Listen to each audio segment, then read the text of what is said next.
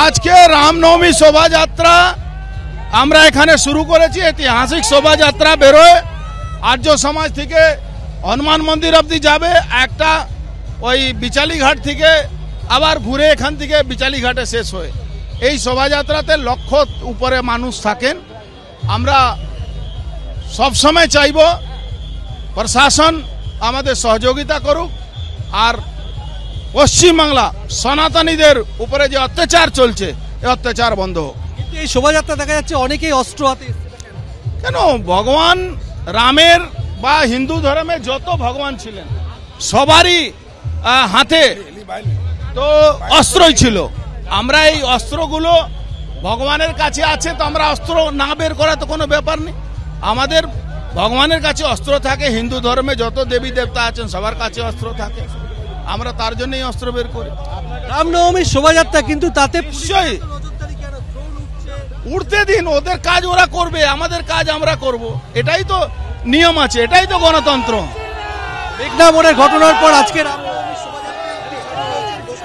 হ্যাঁ কি বলবেন? মেঘনা মোড়ের ঘটনার পর কিছু না, মেঘনা মোড়ের ঘটনাও সাজানো ঘটনা, আর এটা সব আমরা রাজনৈতিকভাবে সামাজিকভাবে ভারতবর্ষের নাগরিক হিসাবে, পশ্চিমবাংলা নাগরিক হিসাবে আমরা রাস্তায় আছি, রাম ভক্ত হিসাবে।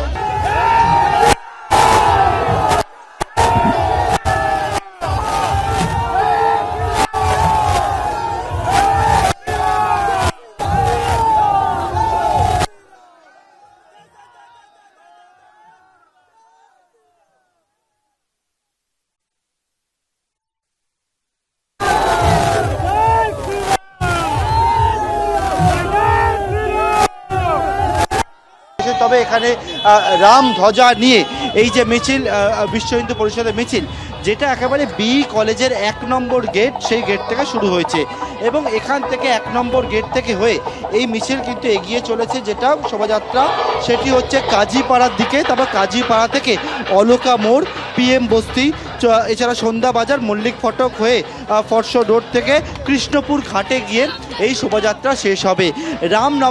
রামনবমী এবছর একেবারে ধুমধাম করে পালিত হচ্ছে এবং বিগত কয়েক বছর ধরে রামনবমীর দিনে কে কেন্দ্র করে নানা সময় একটা গণ্ডগোল উত্তেজনা পরিস্থিতি তৈরি হয়। তার জন্য অনেকটা বিধিনিষেধ আরোপ করা হয়েছে, হাইকোর্টের বিধিনিষেধ রয়েছে এবং সেই মতো সকালে একটি মেগা র্যালি হয় এবং দ্বিতীয় যে র্যালি বিকেলবেলা, এটা প্রায় 5 কিলোমিটার রাস্তা জুড়ে এই রামনবমীর শোভাযাত্রা এটা চলবে।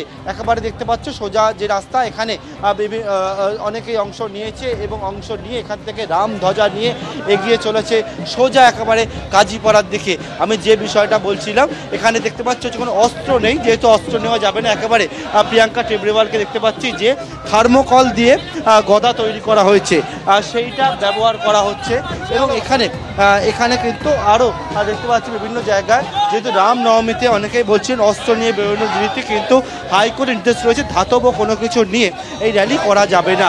সেই জন্য এখানে থার্মোকল দিয়ে বেশ কিছু যেটা অস্ত্র বানানো হয়েছে এবং সেই থার্মোকলের অস্ত্র নিয়ে তারা বেরিয়েছেন এবং এখানে ধামসা, মাদল, আদিবাসী সাঁওতালি নাচ সেটাও দেখতে পাচ্ছি। এখানে ঢাক ঢোল নিয়ে বেরিয়েছে, যেমন গোটা মিছিলে যদি দুপ্রান্ত দেখো যে এই রকম কিন্তু পুলিশের একটা ওয়াল তৈরি করা হয়েছে, ঢাল নিয়ে পুলিশ রয়েছে গোটা চত্বর জুড়ে এবং যে বিষয়ে দেখতে পাচ্ছি দড়ি দিয়ে গার্ড করা পুলিশ, একেবারে দুপ্রান্তে ঢাল বানিয়ে পুলিশ এগিয়ে চলেছে এবং সামনের দিকে আরও দেখাবো ছবিটি। আমার সহকর্মী যে ছবি তুলে ধরছে সেটা হচ্ছে যে একেবারে সুসজ্জিত এই শোভাযাত্রা এবং যে কথা বলছি ধামসা মাদল, সেই ধামসা মাদল নিয়ে সুসজ্জিত শোভাযাত্রা। এখানে রামলালার মূর্তি আনা হয়েছে, রথ বানানো হয়েছে এবং এখানে যে রাস্তা দিয়ে যাবে অত্যন্ত সেন্সিটিভ এই রাস্তা, কারণ এর আগে এখানে একাধিকবার গন্ডগোলের পরিস্থিতি তৈরি হয়েছে। বর্ণাঢ্য শোভাযাত্রা যে ছবি আমরা দেখতে পাচ্ছি, এই বর্ণাঢ্য শোভাযাত্রার ছবি একদম